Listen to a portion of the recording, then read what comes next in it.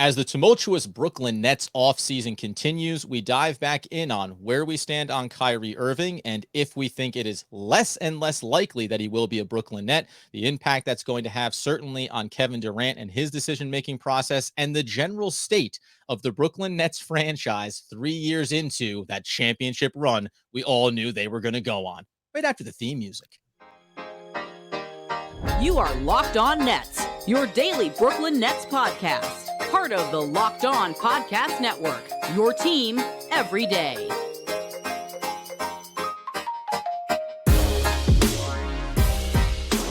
Brooklyn, yo. Oh, yes, it is the Locked On Nets podcast right here on the Locked On Podcast Network. It's your team, the Brooklyn Nets, every single day.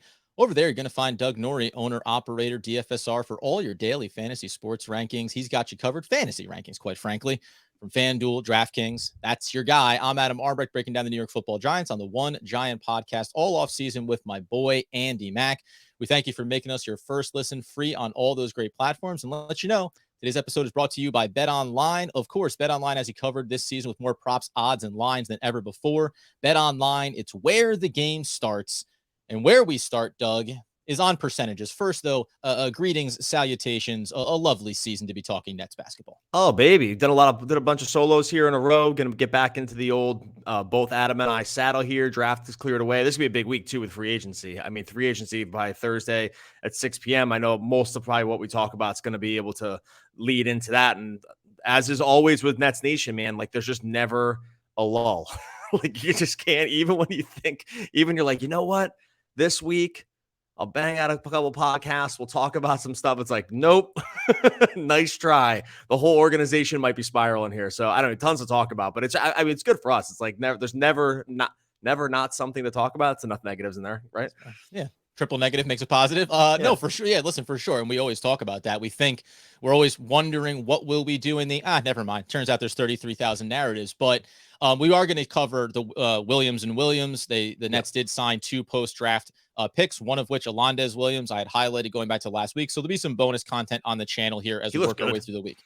Listen, he's a sharp player, 23.8 years old. That's how you want to draft backup point guards in the NBA. But the second, let's not derail. The second Williams is actually a guy that we can get a little bit excited about, I think, in my humble opinion. But where I wanted to start on this is we discussed, obviously, last week the Kyrie Irving situation. And you posed the question, what do you think is the likely outcome here? Will Kyrie stay or go? We were on opposite sides. You said stay, they sign him, they go, they commit to whatever this version is as a team. I thought that he would be gone. Last season, when we were heading towards the playoffs, fans had a hard time with you saying we're further from a 0% chance that the Nets don't make the playoffs. That was a hard one for everyone to wrap their heads around. Today, are you further from 0% chance that Kyrie Irving is going to be a Brooklyn Net than you were last week? Well, I was never at 0 before. I remember. Whatever I mean, if I'm just going to reclaim kind of what I said, it felt more like a coin flip to me than it did anything else. Like, and that's fine, right? So if you said, by the way, hate to bury the lead, we were correct about that playoff chance. By the way, when you're in the play-in tournament, you are closer. You're much farther than 100% than you are to 0%. Anyway. So if you say 60-40, you thought that Kyrie was staying. Where are you? I think it's still that. I think it's still that for me. I think that, and mostly, and it's not because of the twos. It's not because of like the situation or the situation hasn't devolved. I still stand by that. There's just no available options that are going to feel good, short of like something like a nuclear option for him, which is opt out, play for some mid-level exception, right? Like short of that scenario, which I really don't think he will do. But we saw him forgo a ton of money last year because on principle. So it's not like this is outside of his wheelhouse. Like he has shown in the past the ability and the willingness to forego money in favor of what he believes is correct and like stick with it for a long time. So if there's any dude in the NBA who could pull this off, like it would be him.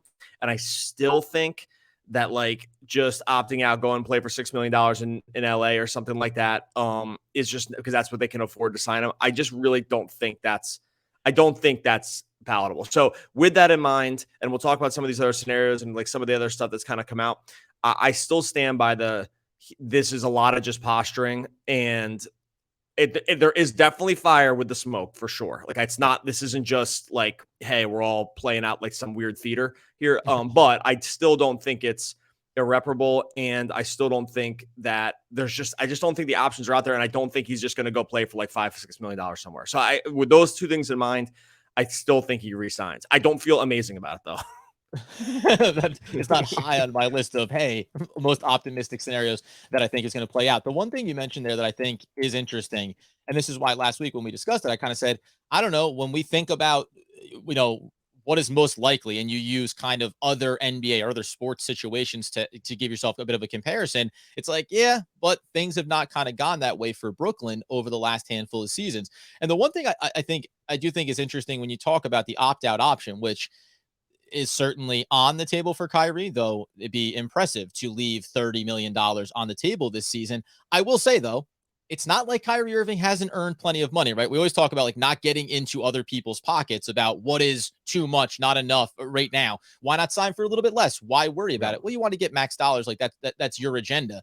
But do I think there's a world where Kyrie goes, I'm not fettered by any financial, restrictions here. Yeah. Now, the risk reward of maybe getting hurt, okay. But even if he opted out in the scenario of going to LA, and we'll talk about some other possibilities, but I opt out, I go to LA, even if I got hurt, even if I tweaked or injured myself in some form or fashion, do I think that LA or another team next season wouldn't turn right around and be ready to commit big dollars to him? No. So while it would be sacrificing something, that's an element that you or I might go, well, I can't leave $30 million on the table. But Kyrie Irving, I think that he could if he chose to, I think that like most NBA players wouldn't. I would actually say most NBA players would, opt to get the most dollars, as is their right, and they should do that. Like you get to this mountaintop, it's your sort of imperative to like make sure you can maximize your earning potential in a short window, because you're going to turn 35 and it's not going to be there. You know what I mean? So I totally obviously everyone should do it. The only reason with Kyrie it's different is because we have the comp that he just did it. Right? And that's the only reason. 99 out of 100 NBA players, I would not say this would be the case. Even the very best ones have their worth, in quotes, tied to this number, as they should. Like they want to look at their peers and say, I'm paid like a max player. I'm the best. I deserve the most. I'm worth the most to the team in the league. Like I should get the most money out of it. And the way that the NBA is structured, it makes it so that players that probably aren't even the best players get max dollars, right? Like this is the situation. This is a scenario and a collective bargaining agreement that incentivizes teams to pay guys who are definitely not should not be the highest paid players, makes them the highest paid players. That's great for the players. The only reason, and almost all these guys have made enough money, for many lifetimes, right? But that's for most of them, it's really not the case. It's like not even what drives them. I don't think they're driven by some other intrinsic motivations, like the haters or like being the best or whatever. It's going to be all the stuff that you see players come up with all the time to kind of like make it so that they can motivate themselves. Kyrie is just a singular example that has done the opposite. He said, I mean, frankly, in some ways, Ben Simmons is too, but they have said, I will forego money to stand up on what I believe is my principles, or I don't want to do this. And like, that's the scary part. Like, that's the part where when you have the wild card, that wild card can be anything. That's the great thing about wild cards. It's like you can make it 4 kings and give yourself 4 of a kind, or you can make it a 2 because you want to just like burn this thing down because the anarchy is not too bad. I don't know. And so that's the one part that makes you a little concerned with it. So that's the only reason with Kyrie. I think there's some room for hope. We'll talk about this here in a second, but I don't think this is all just gone. I don't. This is not how these guys operate either. Like everyone. I still think Kyrie Irving in some ways probably sees his best options as like coming back to the Nets. I do believe there's a world where that's very much the case. Go ahead. What are you going to say? No. And I think before we move into the Kevin Durant side of it and some of these other possibilities and the organization as a whole, to your point, that's something we talked about a little bit last week too, where in terms of foregoing money for the best opportunity, for legacy, for what I want to accomplish on the court, right? That's where I think it becomes interesting too, because whatever the posturing is on either side, if Kyrie ultimately looks at the Nets and at Kevin Durant and says, this is my best chance to win a championship, if that's on his list of to do, then that entices him, obviously. That motivates him to stay here. If he can look across the NBA landscape and find another viable opportunity, LA or otherwise, then that's what also affords him the ability to say, I can stand on my perspective, on my opinion of what's gone on here, because I also see viable options and still go win. All right, I'll give you a quick tweet from Kyrie Irving. Oh yeah, drop that. That's not gonna make you feel better. Hold on before we get to that. I'm gonna talk about our friends over at Bet Online. Bet Online is your number one source for all your betting needs, all of your sports info. Bet Online's got you covered all through MLB season. I'm always using Bet Online to kind of just rally up on what some of the money lines and over-unders are for MLB. Obviously, they're going to have football covered for that as well. They're going to have all the best props lines, really imaginable, over at betonline.net. It's the fastest and easiest way to check in all your favorite sports events. They got MMA, boxing, golf as well. Head on over to betonline.net. You can learn about all the trends, all of the action. Bet Online, where the game starts. Okay, so why don't you go ahead and just, when Kyrie Irving's walking around the arena, maybe he's, hobnobbing at social occasions. What does this business card read? Kyrie Irving, and then the tagline says? It says, well, you sent out a tweet the other day. This was right around the draft. It says, "Are you awake? ? You see everything that's happening, right? ? F what they think." He censored it too. F what they think. It's legendary to be different. Yeah, okay. Well, so most times, Kyrie tweets and social media stuff is just kind of like, I don't know. It's not worth anything, but but it is different. But but it does make you a little. It does make you a little bit worrisome when it's like it's legendary to be different, and that's just in the old how can you be really different in a certain area? Well, there's one way to be really different, and that's the way that we described before. But I do think there's a world here where it's like, not, again, it's not as bad as this is just kind of people sort of moving the chess pieces around to try to get what's best for them. Like I still think that's very much the situation. But what's the idea of it's legendary to be different? $6 million to go play for the Lakers. That's what I mean. It's like that would be different. Yeah. It certainly would be different, buddy. And to your point, it's like, I will say, and we talk about this all the time, trying to disseminate between what feels like, genuinely important, relevant information to the circumstance versus a little bit of posturing versus a little bit of guys having fun. Like, and I legitimately, like Kyrie Irving being like, dude, whatever. It's like, we hear this about Kevin Durant all the time. He loves to interact with fans, loves to get back at people. And in that regard, you're like, maybe he's just having a goof, but it's really hard 3 years into this journey to be like, maybe it's all a goof. Who knows? The other part of this then is what happens potentially here outside of the LA. And that would be, and this is really, how do the Nets still stand to benefit from this and the potential impact that it could have on Kevin Durant as well? But there are more than one. You said, do you think the most likely would be, if this thing falls apart, that it is Kyrie Irving opts out and says, I want to go back and play with LeBron in LA? Or, as we heard last week, a list of teams now, it expanded from the Clippers, the Lakers, the Knicks. Now you get the Mavericks in there. The Miami Heat get thrown in there. There's other options here for sign and trade possibilities. This would then be on the other side where Kyrie does want to get the max dollars and then also go play somewhere else. Do you think that those are viable options?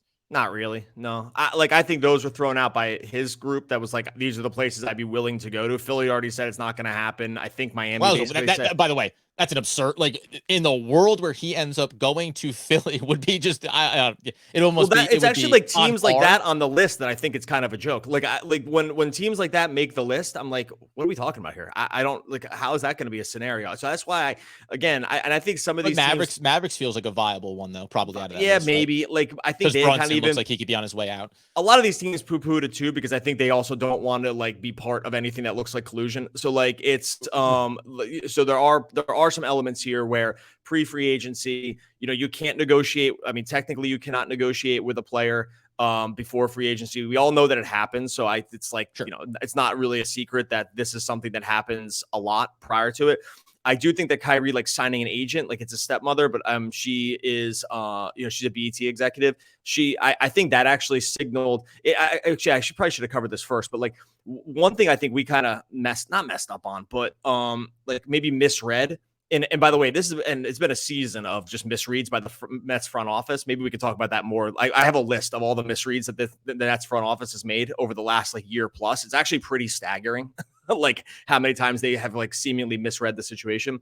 But the part where he signed an agent, even if it's a family member, was probably signed point A and then many other points that he was not going to opt into this player option. Because like if you're going to opt into your player option, like there's almost no reason you don't need an agent. Like it's already been negotiated. So the part where he signed on an agent, even as a family member, should have been the tea leaves very early on that player option was out the door, short of like a player option plus like a long extension. Like there's just no way. There's no way he signs the agent if his only plan was just to opt in and see what happens next year. There's no chance, right? Because like there's no reason you're putting one layer of separation between you. There's no reason to have an agent. There's no reason to have an agent. Like you don't need it. You're that other agent, the other agent who did that deal. That's who gets those dollars. Like that was part of the old deal, not the new one. So anyway, that was the point number one. Point number two is like with the other teams, having an agent does insulate you kind of in being able to back channel having conversations with other teams in a way that like it's very hard to do one-on-one because it'll be collusion. Like the teams cannot have contact with you about future contracts when you were technically under contract to another team. But if you have an agent and you have someone carrying your water, it's like a little bit different because like you can just have these off the cuff conversations that didn't mean anything. You know what I mean? So like there's and this is like, we saw James Harden suffer from this last year. He didn't have an agent. It was very hard for him to control the narrative around what was happening. It was hard to back channel some of these conversations. Kyrie having that, I think, not to get too far afield, but like having an agent does help him with some of that other stuff to be able to circulate around the league and try to figure out what the market is. And with all that being said, I'm not too worried about these teams because I just don't think a lot of these teams have the mechanisms, or I'm not even sure the desire. Like it's such a weird situation. I did. Yeah. It's that one to me. Isolated. Well, you can't say isolated, but like all things being equal, if you look at these teams, some of these teams, you say like the Dallas Mavericks, let's just use them as the example because they have some flexibility, they have some capital, whatever it may be. When you look at a team like that, though, and they look at the landscape of the Western Conference, like the one thing that I think works in the favor of anybody, Kyrie wanting to get where he wants to play or a chance to win a championship, is that when you hear a team like LA or maybe it's Dallas or throw in the Clippers, like, well, all of a sudden the Dallas Mavericks stand to benefit greatly twofold by getting Kyrie Irving, because not only do you make yourself that much better, you prevent other teams from improving their stature there. And we know that maybe Dallas feels like they're on the cusp of something, whether or not there's full legitimacy to the way these get listed. I said this last week as well. It's about what teams feel desperate enough around their chances to win a title, to take that next leap, to create more revenue for their franchise and for their business by bringing in a guy that certainly is going to win more games and be electric and bring more fans to the arenas. Like all of those non-basketball things are as big a factor in a lot of these situations. Now, for the LA teams, maybe not, because they're already box office franchises, but some of the other ones that are on this list could certainly see the value off the court. Even, I know it sounds weird to list with Kyrie Irving, but just, the dollars and cents. Hey, getting Kyrie Irving means we make more money as a business. So that can be a benefit as well. This may stretch over here a little bit, but also Kevin Durant, when we talk about where he stands on this, it doesn't feel like anything has changed in terms of there's been some little rumors that, is he dissatisfied with how the franchise has handled things? Maybe not. But he was on the ETCS. It was his own ETCS podcast with Eddie Gonzalez. I have a couple quotes here. And essentially, but essentially saying like, wait, I'm waiting to see. It's the off season. I don't get involved. Yeah, and he's really good about this too. Like I want to actually just throw one thing out of here because we're not gonna. I can almost guarantee we're not gonna do a podcast about this. And I'll get to the KD quotes in 1 second. But it's just about Kevin Durant. One thing that made the rounds last week, like national media wise, was the Kevin Durant trades. Like the Nets trading Kevin Durant and all these different packages the team can. I almost pop up Portland Trailblazers graphic with it was everybody. It was like Memphis, like Golden's, everybody, the Thunder, like all these teams. That's just not happening. That's not happening. Not at least right now. Like could it happen next year or something like that? Maybe, but there's just no chance that's happening. Like I would put that. If we're talking about the 0 to 100% chances of things, I would put that at like almost basically 0%, at least for the next like 18 months or something like that, or 12 months. By the way, no matter how this plays itself out, I think that it would be, obviously, if Kyrie's back, well, then we're moving forward with this current iteration of the team and we're trying to win championships. If Kyrie's gone, I still think that Kevin Durant would push the pause button on what his ultimate decisions would be for the rest of the summer into the season. And then as things unfold, I can go to the team and say, okay, we're all set here, or I'm ready to move on. Yeah. All right. Let me hit Rock Auto real quick, and then we'll talk about some of these KD quotes. Rock Auto, all those makes, all those models of cars out there. You can't go to the local chain auto parts store. Look, it's just impossible. They disappear into the cavern. They come back with the unmarked box. You're pretty sure it's the right part, but you can't be certain. What you can be sure about is you're paying more than you would have paid at Rock Auto, where you're going to pay 30 or even 50% less. And we know cars are costing an absolute arm and a leg these days. You got to save every little dollar you can. RockAuto.com is the place to start. Family business. You love to hear that. Serving do-it-yourselfers for over 20 years. Prices are reliably low for every customer. You can't go to the dealership for this stuff, folks. Believe me.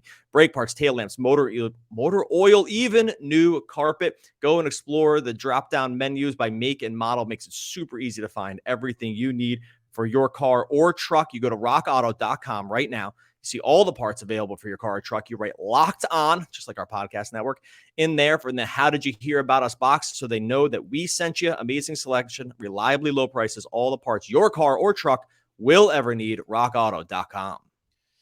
Okay, so go ahead and drop those couple of quotes there from Kevin Durant before we talk about the franchise. Yeah, so he basically says all the right things on his podcast. He's like, I'm going to paraphrase a lot of this. There's no involvement at all. I can't be involved with it. You know, this is a man's livelihood. It's much bigger than me. It's a free agency. It's an important time in your career. It can't be swayed by anyone else. I just do me and wait for the time.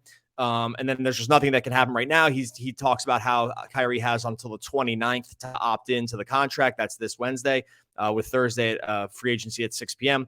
Sorry, that was a parentheses. I put that in there. And then just giving light up around the date.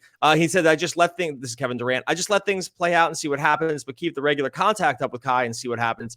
It's something that's so much out of my control that I don't want to be part of it. We'll see what happens, though. So that's I would call that as close to an official statement on the whole proceedings as possible. Like, it's just, and the statement is, I have nothing to do with it. And I think this is like not weird either. Like, I think these players are so trained in how their careers have gone and how just it's been a singular venture for a lot of these guys from the beginning, that they just know how it is. Like, this is not something, maybe they'll talk about, maybe the possibility of playing together or free agencies coming up, or kind of, mention that would be cool and stuff like that. But these guys are all like their own little cottage industries around themselves, right? Like, it's compartmentalized. You have to compartmentalize. You have to. Right? It's totally compartmentalized. And so I think like comparing this situation to you and your buddies talking about someone getting a promotion or going and finding a new job is just not a good comparable situation. That's just not what happens. They understand that each guy is just going to make a decision. I actually don't think there's tons of ill will around like guys just going and doing what they're thinking, because they're all so used to it. Like, they're all like, this is just part of it.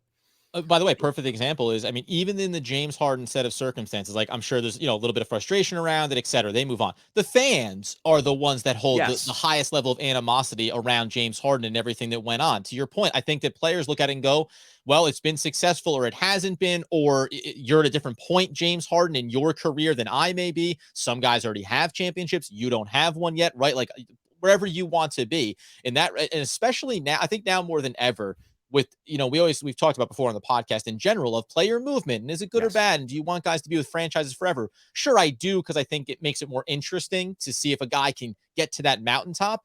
But once the NBA switched over to, hey, we can control where we want to go, I think that even further solidified the mentality of all the players off the court to say, listen, this is about where you want to be and what you want to do. It's the unspoken agreement. Nobody's busting each other's chops here around where they choose to go or the decisions that they make in an offseason. Because once you start to do that, then you're only potentially, like, if you're Kevin Durant, I don't want to be. I want to go from OKC. I want to go win a title with Golden State. I did that. Now I want to leave there. I don't think we've seen him with Draymond Green. There's no animosity there because they understand this is about personal decisions. And then, yes, there's the basketball side of it. And by the way, and they're saying to themselves, hey, I might want to do that too soon. So it'd be pretty crazy to throw someone. Right. It'd be pretty crazy to throw someone under the bus, for something that I might want to do in 2 seasons. And, for Kyrie and KD, each of them, this is their third team. So it's not like they've been some homegrown talent that's been hanging around these teams forever and has been a part of a city for a decade. They're both on their third teams. Durant, Harden's now on his third team, just because you mentioned him. Like, this is just what happens. The players that have been on one team forever is way more rare than the team that a guy that has just been. Who are the players that have been on it that are old-ish? Dame? Yep. It's really, really rare. And you can't count some of these other ones like Luka and Jokic. Like they're way too early in their careers to like to really say that that's, they've been there forever. So it's just, or Giannis too. And so it's just so much a part of the landscape that I think it'd be nuts for anybody to throw anybody under the bus at this point, because they've all done it. It's just what happens. Like the contracts mean very little at the end of the day. Like it's just kind of, if you're good enough. I mean, they mean a ton if you're not very good, but if you're the best, the contracts don't mean a single thing. And I just think they're so used to it. So I'm not surprised for KD to come out and say he's not involved. And by the way, I think it's true. I think there's just yes, I think they're friends. I don't think there's I'm sure he wants Kyrie to stay, but I don't think he's going to go and try to have undue influence over the situation just because that's it. Now, if it gets to the end of it and Kyrie leaves and he blames the organization for having, mismanaged it, then that's a very different thing. And that I think could be real. Like there could be very real fallout from it, but I don't think there's a world where he's like personally offended or is making like personal pleas to like sign a worse contract or something like that. There's no chance. Well, and by the way, as we turn our attention over here on the back end to the Brooklyn Nets organization itself now, and to your point, like I don't even necessarily think, as you mentioned, no animosity with Kyrie Irving or anyone that makes a personal decision, other players on the team. But I also don't I also can see the world where I don't think Kevin Durant or players in general are going to have a high level of animosity towards the organization as well. Like I think sometimes the emotions that the fan base has, that you and I have when we talk about it, is far more heightened than what's actually going on, because there is the game and the championships and the basketball itself. And then there's the business, and that's for everybody, organization and players alike, all understand that there's also a business process that's going on here. It doesn't mean that if Kevin Durant chose to leave, it could be very much around the concerns that you're going to get to here in a second around some of the missteps of the organization. That's obviously going to be a factor. The same way that how well the organization was run and Kyrie choosing to go to Brooklyn influenced Kevin Durant's choice to come there. The lead-in that I'll just put out here for this, because we talked about it before we got on, was when we discussed this past season and whether or not both parties, Kyrie and the organization, could be justified in their perspective of how things unfolded. The thing that I also think that everyone can be justified in, Kevin Durant, Kyrie Irving, and the organization, is, remember, we've done this now for 3 years. There is a world where this hasn't worked out. For every myriad of reason and explanation and right, wrong, bad, indifferent decision, it hasn't worked out. And I do wonder about that piece of it, where regardless of this conversation, just saying, hey, maybe we tried the experiment and the experiment hasn't worked. And for all parties involved, we could be trending towards the direction of, very sadly, depressingly, that maybe we're going to turn the page a year earlier than maybe we need to. But we also know in the long term, this isn't going to work out for any of us. And we'd rather maybe nip this thing in the bud now than wait it out and have things get incrementally worse for everybody. Well, it clearly hasn't worked. I'm with you on that part. I mean, like, but it's so weird. It's like, and this is what's so annoying. And look, I'll probably get to this missteps thing. Look, there's so many of these that I think that's like a whole entire podcast, and you out there can like think about them as well. Like misreads on a situation, like misreads that the Nets front office has made around different players, around different situations. They have a ton on the ledger now. Right. And not to say they're all bad. Leading into the year was a big proponent. Yeah. Not to say they're all bad decisions, but they're definitely misreads, like around what was going to happen. I do think the one frustrating thing about the Nets situation in the old "it didn't work" category is that, unlike a lot of other teams and like experiments around bringing, like for instance, the Westbrook, Davis, LeBron thing, that didn't work. It wasn't because of circumstance. It just like wasn't going to work, right? Like I think most of us saw that was not going to be like a good basketball fit. I do think the Nets situation is more of the circumstance didn't work, and there was just like tons of weird bad luck with some other personality stuff thrown in there that would have been, I think, really not a big of a problem had they just stayed healthy for one playoff run. And I think that would have cleared away almost all the personality pieces of this thing. And so like that's the part where it's hard for me to blame what didn't work, because I don't think it was at all the basketball thing. I think. Well, by the way, you were talking before about all these other players. Giannis is a great example. Why? Because he was there and he said he wanted to be committed. And guess what? Once they win the championship, it makes everything else thereafter a lot easier. The fact that whatever, right? They don't win. Right? They don't win the championship. They fire Coach Bud. oh, the Middleton Drew Giannis thing doesn't work. Like, imagine how that goes. All the different ways that goes. They're trading Middleton because that's not a good enough piece. Like, they got a new coach, right? That's a great example. Like, all it takes is one little thing to happen, and then that cures for the next many years around like what you might have done. And to your point, so like if it works, and I don't even mean championship level, but conference final works when you first have Kevin Durant and Kyrie Irving on the court together, it buys you the longevity for the life cycle of all these contracts. And that's what I mean around everybody kind of taking a pause and going, listen, I don't point the blame wherever you want it. And it can go around a lot of places, and the organization takes a lot of it. But bottom line is we're 3 years in and we've made it to the first round. Like that's, a second round once, but like, that's what we've done here. And that's not to the expectations of anyone involved. And that's what I think makes it a lot harder to this off season in this moment say, oh, we'll just keep committing to everything, keep staying with this path. Circumstances have unfortunately disrupted it. And now this is where we are. So that's the Nets organizationally maybe don't feel like they have the same latitude that they did 3 years ago. And maybe Kyrie and Kevin Durant don't feel like they want to give the same latitude to the organization or to themselves around whatever they want to accomplish from a basketball standpoint. They definitely don't have the latitude. Had they had the latitude, Harden never asks out. Like, there's just no, like, you know what I mean? Like, just start right there. It's like, had they won the championship the year before because everyone stays healthy, they would have survived the COVID thing. I mean, no pun intended there. Like, they would have gotten past the COVID like restriction thing. It's a lost season. Who cares, right? Exactly. Yeah, we won the championship. They want to do us dirty. Like, it would have been a whole different narrative. Anyway, we'll get into some of the misreads over for the Nets front office. We'll actually do a little more primer on what free agency could look like this weekend. Make sure you subscribe to the podcast wherever you listen, free and available wherever podcasts are available. Make sure you subscribe to the YouTube channel as well. Really seeing the numbers continue to grow. Really appreciate everyone that's there and here with us for the off season. So subscribe over on the Locked On Nets YouTube. God, it is good to do the two host podcast. We've been shuffling around in the off season. Good to see your face, buddy. That's it. That's all it comes down to. And by the way, friends, keep it together this off season. Just because the game isn't happening, you still want to stay fit. Just exercise and eat less. Okay, serious suggestions only, please. Kelly Kapoor. Oh, what are the all-time great poets? We will be back again tomorrow talking more Brooklyn Nets basketball.